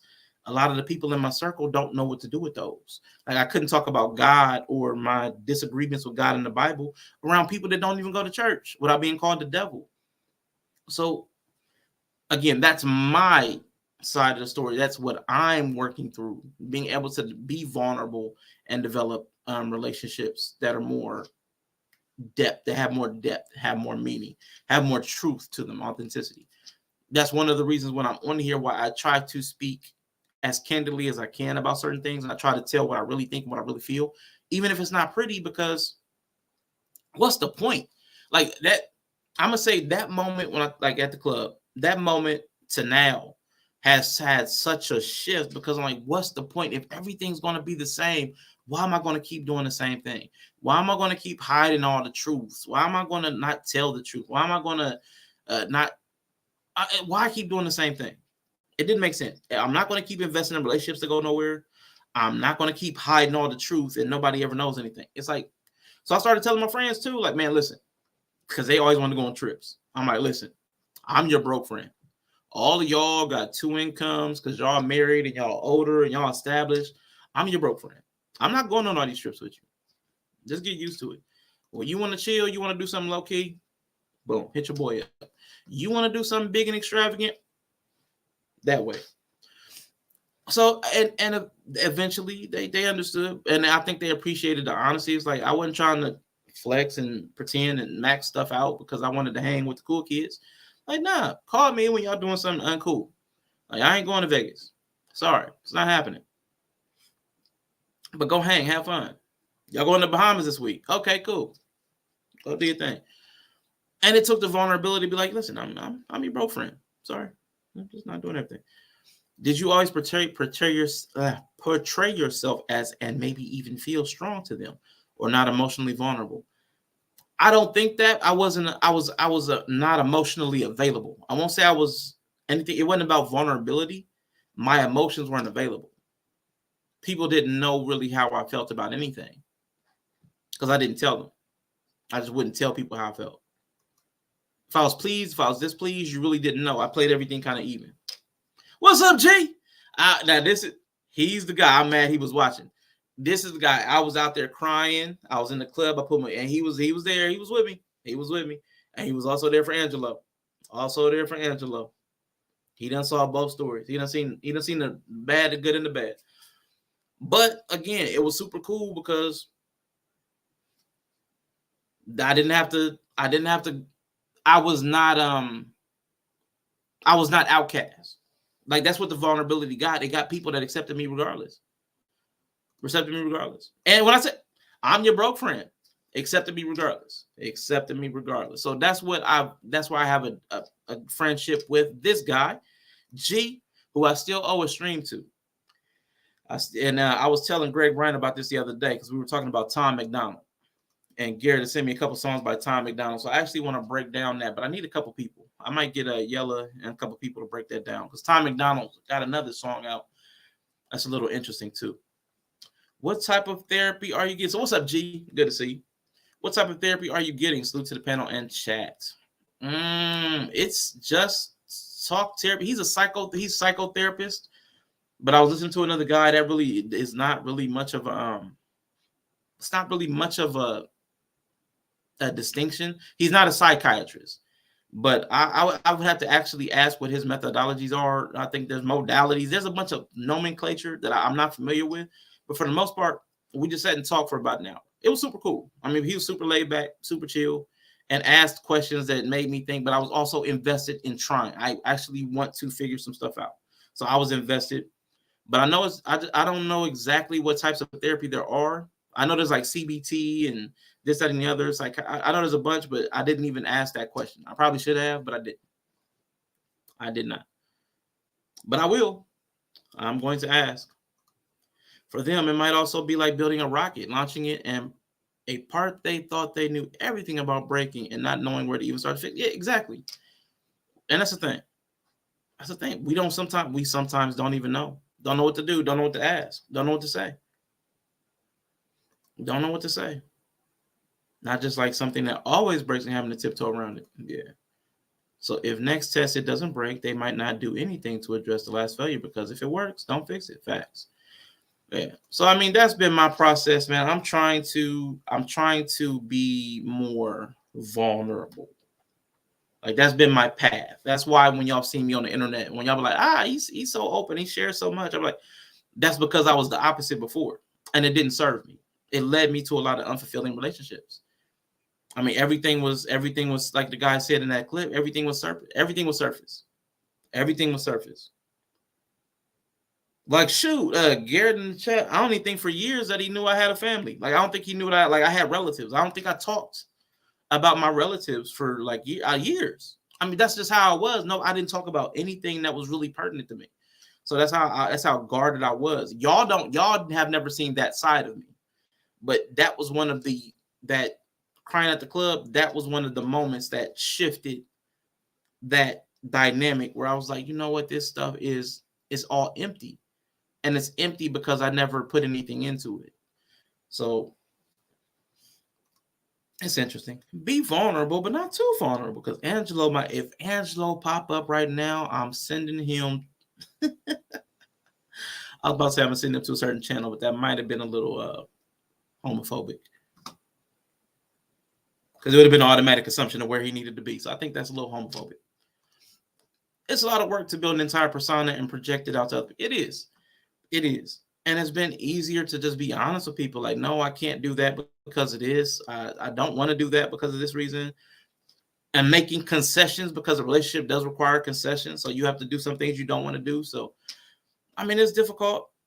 It's hard. But, I mean, it's been cool. And I really think after I've met with this guy, I mean, met with him face to face, no telehealth, I think it'll be beneficial, even if for no other reason. Because even after the first session, I've seen some connections about the way I move in every aspect of my life is tied to this one thing. Everything in my life is tied to this one thing. So I want to see more. I want to see more. If there's more that I can put together, maybe it'll make me more functional. Maybe it won't. Maybe I'll just have more of an understanding. Either way, I'm good with that. Talk to him about the cognitive approach therapy. CBT is based on the basing present expectations off of past fears. All right. I will definitely check. I don't know why I thought that I didn't think to ask. I'm gonna tell you, it kind of shifted my perspective when we talked about the billing thing, and then when we talked about what my expectations on the timeline were, and he was like, my ideal is that you won't need my ideas for you don't need me. I want to help you until you don't need me. I was like, cool. That kind of set my mind at ease to not all my preconceived notions and questions that I had starting off. It kind of like leveled me out. So then I was just able to talk with him, and it was cool. My approach is just completely honest and say whatever pops in my head. Dealing with me is a problem for other people. And Greg, I can get that because it was difficult for me at first because you are very candid, and it's candid in a way. It's like unfiltered. But you do have a filter, but it's to most people when we play a lot of niceties, or we have a lot of social graces and performative, you don't do a lot of that. So it's hard for me to adjust to people that don't do it because it feels. I don't even know. Let me see how it feels. Because at first, the first thing is like, okay, this person's trolling. This person must be trolling because nobody acts like this. but you do act like this, and you're somebody. So it's hard for me to, but once I see that you're genuine in it, I'm cool with it. But I know most people that come with that, like that unfiltered approach, most people that come with an unfiltered approach come with like a troll energy, but you're never trying to do harm. So that's always been cool with me. Low key, those tears in the club probably turned on more. Stop it. Nope. No, it did not. I guarantee it didn't. And the cologne, oh my God, the colognes, man, no. Cologne can get you a long way. It's not smelling funky, and cologne can get you a decent amount of attention just on that alone. I mean, it probably doesn't hurt that I'm not ugly. You know what I'm saying? I'm all right. I'm all right. But yeah, that night, that was a low point. Yeah, that was a low point. That was a low point. But it again, I saw everything was just going to turn out the exact same way. Everything. Nothing was ever going to change. And I couldn't live with that. So, yeah, things have changed in a meaningful way in here since then. Things have changed in a meaningful way in here. There are still deficiencies. I'm not where I would like to be, I would say. But I also know that there's work to do where I have to figure out what I want for the work to be worth it. Men's eyes getting wet has the exact opposite effect on it really does. You know that during that whole thing about, man, we want emotionally available man who's sensitive. It's really not. That's not a pervasive thought. There's probably 16 American women. 16 in the entire country. Yeah. That would be turned on by tears in the club.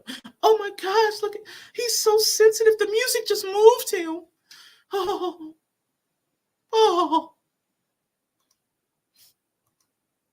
When they played Back That Ass Up and he started tearing up, I knew he was the one. Because when my onion booty came up, he started crying. I knew it was a match. God spoke to me and told me he was the one. Yeah. So it's not how it went down. But I mean, again, I still have at least Garrett. Garrett's still my friend, still cool, still hang out. Just saw him around his birthday in July. So we gotta hang out. I don't know if he's still listening. I gotta come out soon, hang out. I'll be laughing at that in you. It's not funny. Y'all know how y'all be talking. Y'all know Spirit Wife. Don't make me pull up Spirit Wife. But yeah, I mean, so it's important. Not everybody's going to reject you because you're vulnerable. Not everybody will. Some people will, and that's got to be okay too. Everybody doesn't know what to do with it. Everybody doesn't know how to handle it. And you can't make other people your therapist. Like, you can't make a random person in your life, your friends, people you work with, your family. You can't make them your therapist. They're not equipped. They have their own problems. So all of that stuff is important. Like Greg Ryan said earlier, awareness. Awareness is very important. Women are lying. Stop taking them to work, man. Facts. They can't say what they think out loud. Facts. The other women would tear them apart like a gazelle. So Ralph Tresvant wasn't telling the truth. Again, an A. 16. There are 16 women that want a man with sensitivity.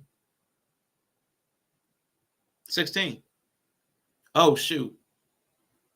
One of them was just in a car accident. There's 15 now. Sorry, Dory. Odds are not in your favor, sir. But we cried together. Yeah, you and your woman crying. It better been a Saturday. Cool. I'm trying to think. Yeah, that should work. I'm thinking I'm supposed to be doing something Saturday. I know I'm picking up my mother. I'm thinking there was something else. I'm going to figure it out. Something I was going to do. Oh, that's what I was going to do. I know what it was. Yeah, I ain't got to do that. You're right. Saturday? Cool. I'm in. Cool. Car crash is really bad for your health. Yeah, that's why there's only 15 now. There were 16 women that love sensitivity. One of them just, she's not here anymore. Car crash. Sorry, Dory. You've got a 15 out of 343 million chance in finding the woman that will. Oh, no, you're in Canada. I don't know how many of y'all there are. Ooh, sorry. Might not be any women up there that appreciate sensitivity, especially with how cold it gets. Might not be into it. Women might like a man who is sensitive sometimes, like for a cuddle, but it's dry like Arizona the whole time. That's dirty. Am I streaming tomorrow? I don't intend to. I actually have some work I need to do for Wednesday. So Wednesday, we are doing Barcade. We'll be playing some more games. Would you like to play a game? We'll be playing some. Oh, snap. Yeah, see. My bad. My bad in ya. My bad.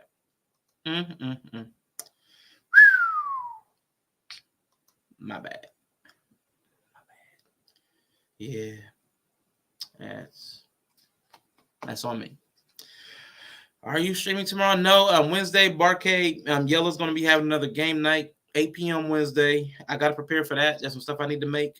And I'm putting it off to the last minute. I'm putting it off till tomorrow. So, yes, on my birthday, I will be working on Wednesday show.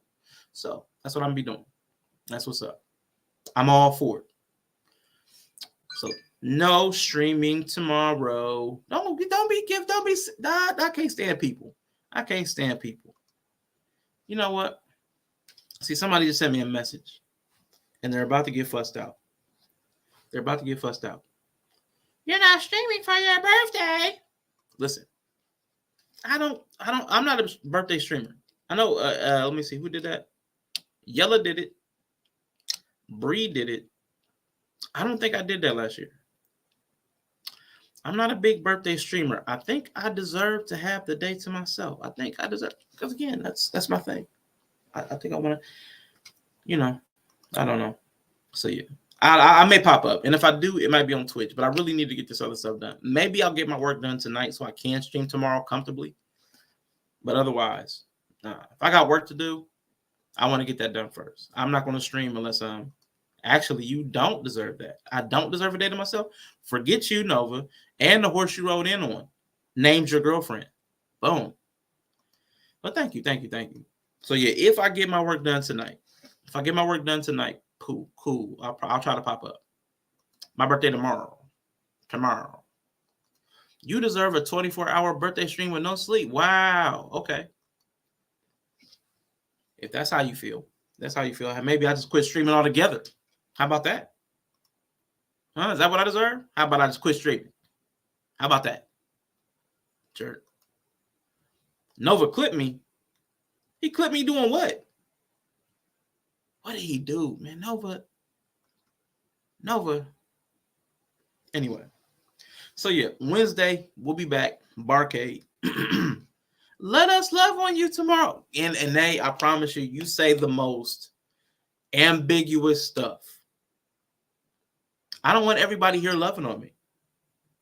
I mean, a few of y'all can love on me. Like this, I don't want this guy loving on me. I don't want this guy loving on me. You know what I'm saying? But there's some other people that I definitely don't want this guy loving on me. Ooh. But you know what I'm saying? Don't want him loving on me. Who we got? She married. So I can't say that. But yeah, any single women, y'all can love on me. Y'all can love on me all y'all want. Married women, dicey. I'm not gonna say no. I'm just gonna say it's dicey.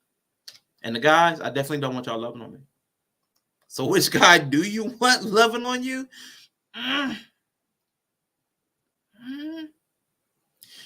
As a joke, no, I'm not even gonna make that joke. See, the vulnerability. I don't feel safe making all of the jokes because some of you, like Nova, is gonna clip it and use it against me.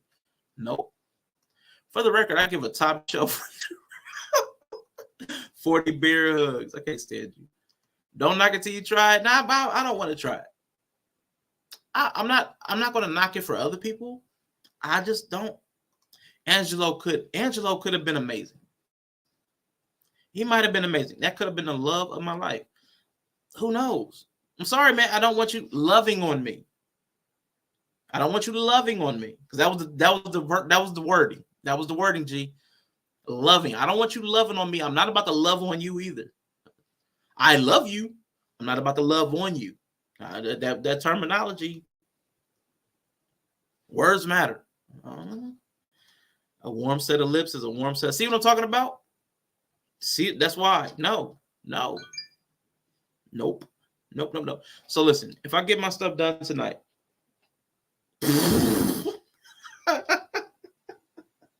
it's only good if you enjoy it. Listen, it's not my fight. It's not my battle. Can't do it.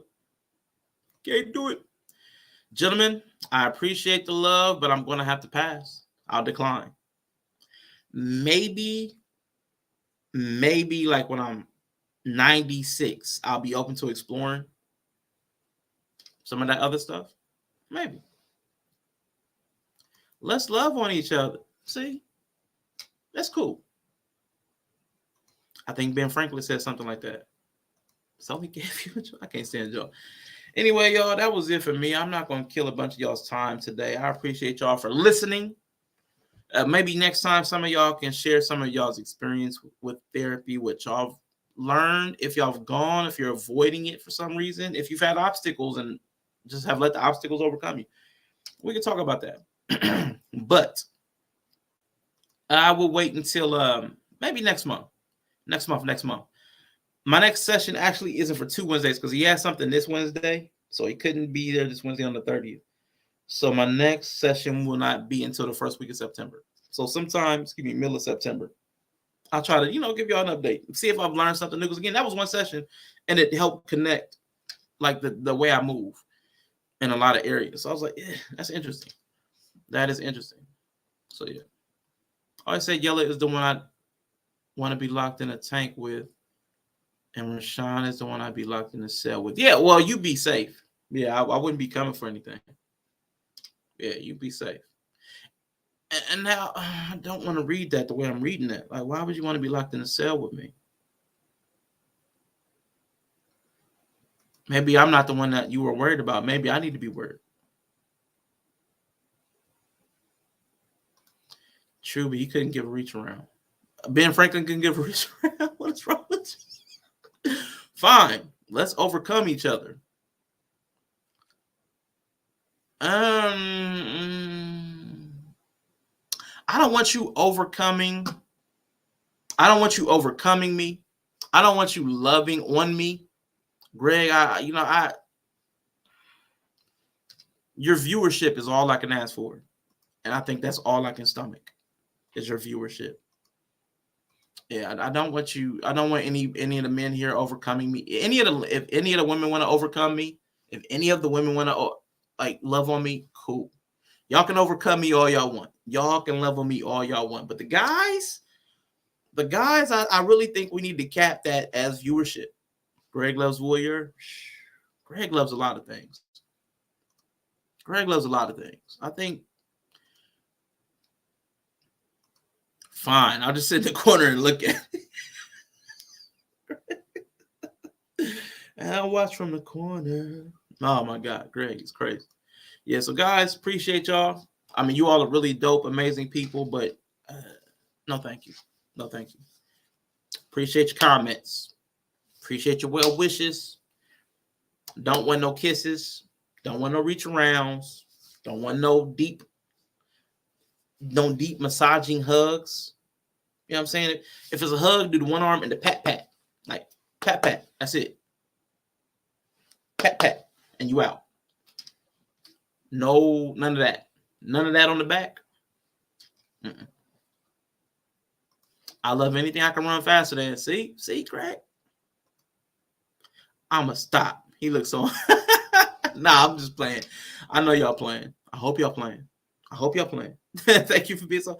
Nah, it's cool. And I just wanted to talk about the therapy. I mean, I just don't. I know the few times I've interfaced with therapy, it's been helpful to me as far as understanding the way I move and live and all that stuff. But I know that it took me a long time to get to a place of actually doing it And I don't know, maybe somebody else is on that same thing where it's like they're letting the obstacle stop them from going. There may be something good in it. You may get something out of it. Man, you're welcome. Absolutely. Thank you for being here. Man, you're welcome. Absolutely. And they always starts it. And they always starts it. So yeah, I definitely appreciate all of y'all. I'm gonna roll out Wednesday again. Wednesday, 8 p.m. for sure. I may pop up tomorrow. But I'm telling y'all now, it's like a 10% chance. 10%. It's low. It's low. Because I don't feel like doing that stuff tonight, which means I got to do it tomorrow. So just count on me not being here tomorrow. Count on Wednesday, unlike last Wednesday, during the game show, I will be on screen or I'll be present on Wednesday. I'm going to make sure I can pop in and pop out. So I'm going to be situated. I'm going to be situated on the screen beneath Yella's rectangle. I almost said I was going to be under Yella, but I know how y'all been working in the chat for the last 5 minutes. So I got to restructure my words. My square is going to be situated beneath Yella's square on the screen. Guys, I once told a girl, thank you for being so open. She didn't take the compliment. Interesting. Oh! I just caught that. It took me a minute. Don't think you're avoiding a birthday gift by dipping tomorrow. Oh, I'm not trying to avoid gifts. I mean, if it's about gifts, donation, hey, listen, I'll always pop up for that, but I don't look for that. Just do a quickie stream. See, you're still on the edge of ambiguity. But yeah. Thank you. Everything she says is dirty. True story. Facts. So, okay, I can do that. Even before I get to work, I can just pop in for an hour, say what's up, do some stuff. I don't know. I'll figure something out. I'll pop up tomorrow. I'll try to keep it around 5 p.m.-ish. So I'll try to pop up tomorrow for maybe about an hour. I may see what Yella's doing. He can come and kick it with me. There is no ambiguity. She's just a dirty bird. You know, she said she was the cat in the corner. So she's a dirty cat. Meow. Please. Hey, listen. Absolutely. I'm not. Hey, listen. Absolutely. It'll be my pleasure. I'll be there. Nice. I'll be there. She's showing full ankle right now. I bet money. Yeah, absolutely. And you know what, Greg? It's probably even worse. You know the thing the women do where they cross their leg and that foot just be dangling and bobbing? It's probably that. I don't know why they always like, that's like the laser for a cat. When a woman's just bobbing her foot, I don't know why. It's like the hypnosis thing. I'm like, I don't even know what it is. All ankle. But anyway, I will catch y'all next time. I did see full ankle. It's ridiculous. Full ankle. That's ridiculous. All right, guys. Let me see. I didn't do an intro, did I? What did I do? What did I do to come into the show? What did I do? What did I open the show with? Does anybody remember? Ooh, I did the Black community is suffering. Ooh. I did the Black community is suffering. I mean, you know, suffering therapy. Well, I guess I'll end it this way. Well, as you all know, today is National Hot Dog Day. Thanks for the glizzy. Hot dog is my favorite meat. Thanks for the glizzy. I love hot dogs. A glizzy. A glizzy. Why are people doing this? A glizzy. A glizzy. A glizzy. I love them in buns. I love them outside of buns. It's the best, best meat there is, without question. Thank you for the roast. How thoughtful. Thank you for the glizzies. Penis. Regular human beings isn't thinking of doing shit like this. So tap in, bro. Yeah, tap in for real. Yeah. Dead ass. So tap into a psychiatrist, tap into some meds, tap the fuck in, dog. Yeah. You're all the way out of bounds with this shit right here. This is crazy. This is fine. I'm okay with the events that are unfolding currently. Oh, liquid courage.